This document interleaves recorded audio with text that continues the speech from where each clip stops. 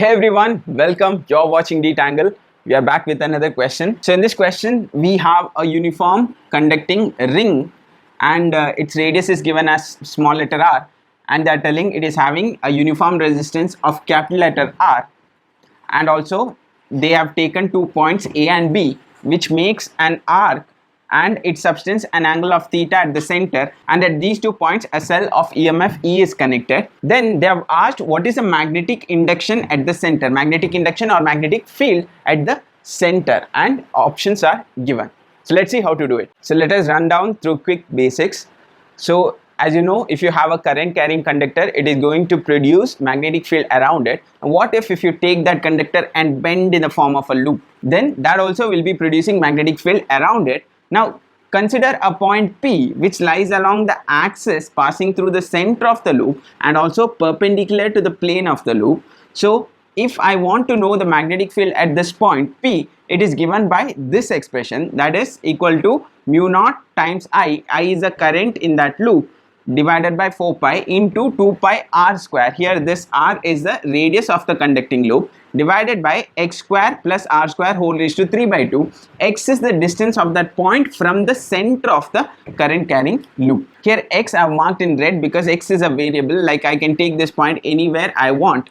So as per our question, they have asked what is the magnetic induction at the center due to that loop, which means here if it is center, then this x distance will become 0. So if I substitute 0 in this expression, so this will be B is equal to mu naught I. Here 4 pi and 2 pi can cancel, so this will be 2, and here it will be r cube, r square 1 cancel, so 2r. This is the magnitude of the magnetic field at the center of a current carrying loop. Now one more concept. So as you know, the magnetic field at the center due to a current loop is given by this expression, mu naught I by 2r. Now what if we slice this conducting loop into half? Say we get 2 semicircle. So if I take one of the semicircle, what will be the magnetic field due to this conducting semicircle carrying current at the center? So it's easier to understand. So as you can see here, the magnetic field contribution is due to 2 semicircles, and it is going to be exactly the same. Due to each of them, the magnetic field contribution at the center is same. And in this case, since we removed this portion, there is only contribution due to this semicircle, which means it should be half of the total contribution, which is this, that is mu naught I by 2r, because this part of the conducting loop is not going to contribute to the magnetic field at the center, so we take only half of it. Now in the same way, what if I slice this into a quarter? So if I get a section like this, then what would be the magnetic field at the center due to this part? So again, it is going to be 1/4 of the total contribution, which is mu naught I by 2r.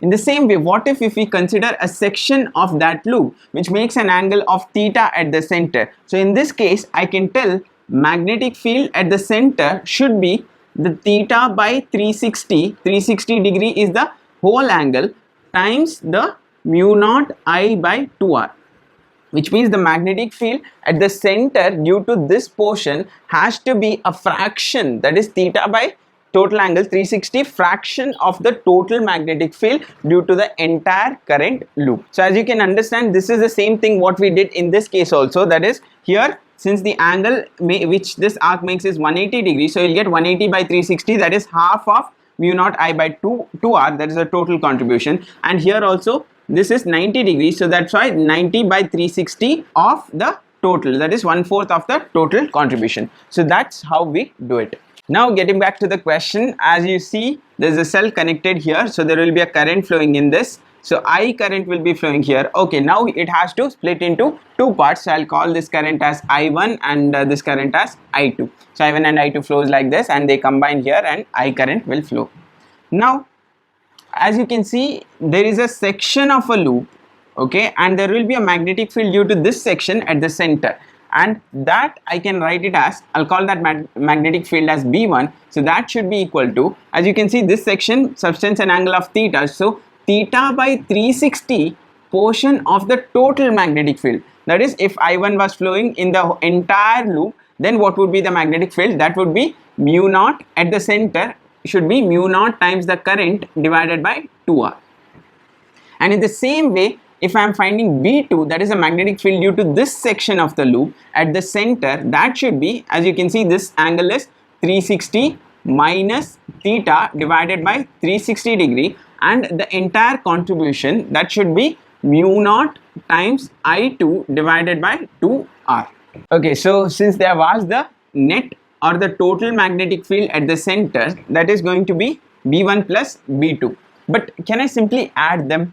Since these magnetic fields are vector, I have to be little careful when I add, right? So as you can see, the current I1 is flowing like this in this direction. So if I'm using the right hand rule, so current is in this direction. The thumb indicates the direction of magnetic field at this point. So it is coming outwards. So B1 is in this direction, coming out of the board. And if you consider this current, so current is flowing like this. So if I curl around like this, so at the center, the magnetic field is going into the board. So magnetic field should be going into the board. So like this. So as you can see, the two magnetic fields B1 and B2 are in the opposite direction. So they are opposing each other. That means I have to subtract them. So the net magnetic field is going to be B1 minus B2. And if you are thinking like if it is B1 minus B2 or B2 minus B1, which one of them is correct, we can't really tell here because we don't know the exact values of them.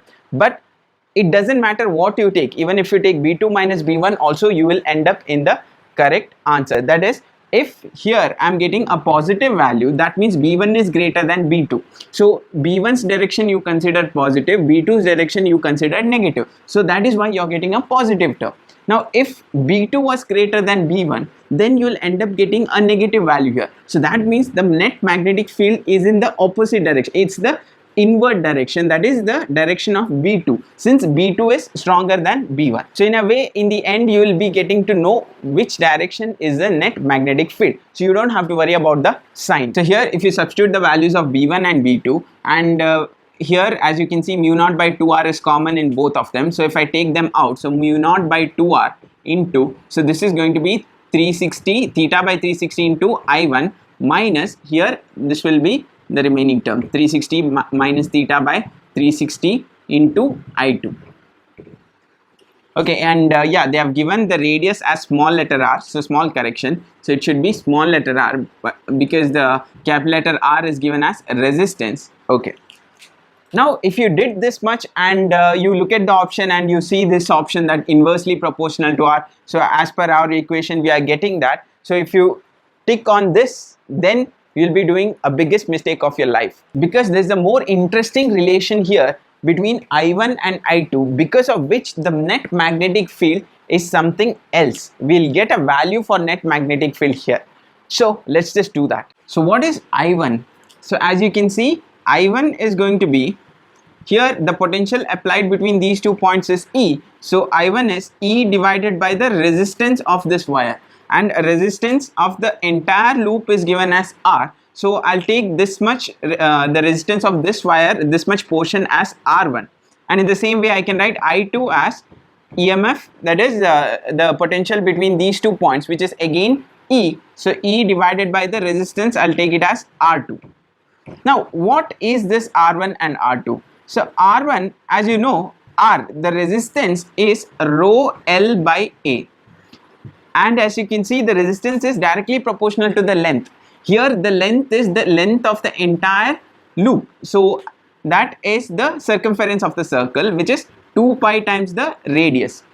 So here if I find R1, so as you can see, R1 is a portion of the entire loop. So this portion, this length is going to be theta by 360 degree of the entire length, right, of this entire length. And here the rho will be same because it's the same material, and also area, that is area of cross section, will also be same because it's a uniform wire. So this is R1. Now if I take all these terms as a constant term, so I'll be getting theta by 360 degree of, I'll call this term as K.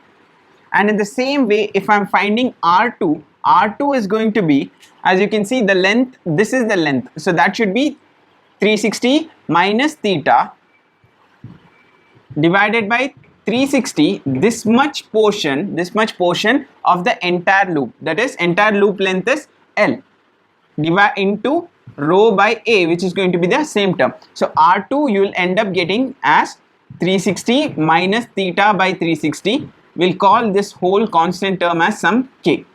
So now if we substitute I1 and I2 value here, so you will be getting mu naught by 2R into theta by 360. I1 is E by R1 and R1 is theta by 360 of K. So theta by 360 of K, and in the same way this is 360 minus theta by 360 into I2. I2 is going to be E by R2 and R2 is this term. So this is 360 minus theta by 360 of K. So as you can see here, these terms will get cancelled, 360, theta by 360 and theta by 360 and 360 minus theta by 360, and this will get cancelled, and also you will be left out with E by K and E by K, and E by K minus E by K is 0. So you will be getting the net magnetic field as 0. So the correct option should be D.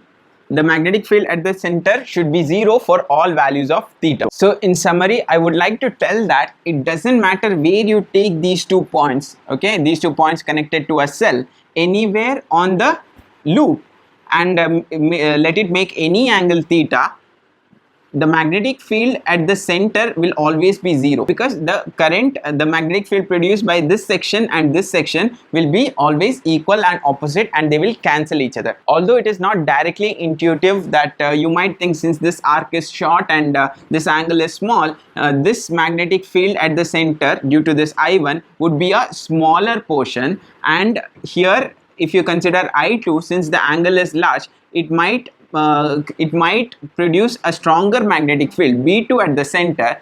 Then here this value will be larger. Then you might think that there is going to be a net magnetic field, but what we are forgetting to observe is, since the magnetic field also is directly proportional to the current, and as you can see here, the current value, this part has a small length, so the resistance will be small, so more current will flow in this, and here the less current will flow. So that is why in this expression, if I write E1 as the voltage by the resistance, and resistance will have a portion of the total resistance, so that portion is exactly same as the portion what you took for the magnetic field. So in a way they cancel out each other. In the same way for V2 also, so hence you will be getting the exact same value of magnetic field for both the sections. So that is why, and also they are equal and opposite by because of the current direction. As you can see here, it is out of the paper, here it is into the paper, hence the total magnetic field has to be 0.